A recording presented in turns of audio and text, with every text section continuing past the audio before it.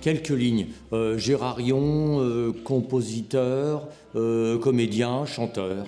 Et aussi, oui, je m'occupe du studio Arsène, qui a fait les enregistrements des musiques de toute cette époque. Pour moi, ça a démarré du côté de 1998-99 et jusqu'à 2011 inclus, voilà.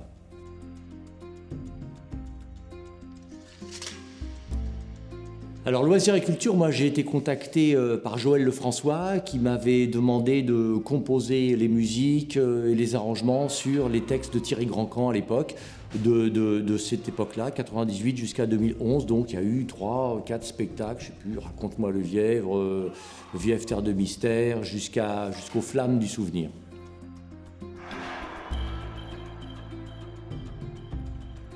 L'histoire, le manoir avait brûlé quelques siècles avant. De là, on jouait tout ce qui s'était passé aux alentours du manoir, de plein d'histoires qui partaient 13 ans devant, qui revenaient. On n'est pas allé dans le futur, mais on n'en était pas loin avec Joël. Hein. Et puis plein d'anecdotes comme ça, plein de choses sur l'histoire de tous les cantons qui étaient autour du manoir. Il y avait 12 ou 13 scènes qui partaient dans tous les sens de tous les cantons qu'il y avait autour, et puis on se retrouvait dans le passé, on revenait, c'était tout ça, quoi.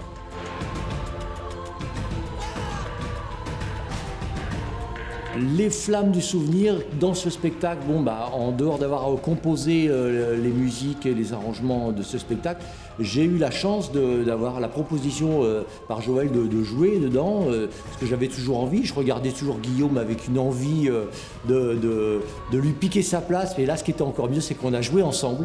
Et ça, c'était très agréable. Alors, je m'appelais Jor, si je me souviens bien. Je faisais partie de la fratrie dans laquelle il y avait Guillaume, Fred, Charlotte, Goupil, qui jouaient également avec nous. On était des frères et des sœurs. Et puis, on parcourait ensemble les époques de tout ça, avec différentes scènes. C'était assez amusant. Il y avait des vidéos aussi. On avait tourné des vidéos avant. Enfin bon, c'était toute une épopée dynamique. On traversait la guerre de 14-18, 39-45, et puis on revenait 3-4 siècles avant. Voilà.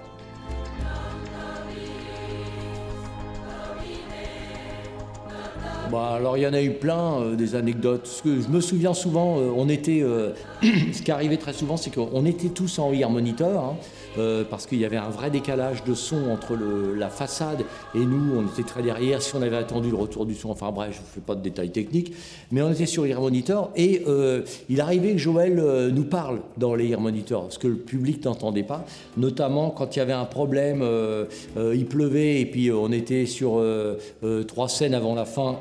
Et il nous disait, on passe directement au final parce qu'il pleut beaucoup et tout, etc. Et il nous parlait dans les ears, et pour être sûr qu'on l'entende, il nous disait, et si vous m'entendez, levez la main. Donc on était en plein ça, blablabla, blablabla, blablabla, pour bien lui faire comprendre qu'on avait reçu le message et qu'on allait passer directement au final. Oui, on t'entend, mais on lui disait pas, évidemment. Donc blablabla, oui, genre, etc. Et on passait juste après au final.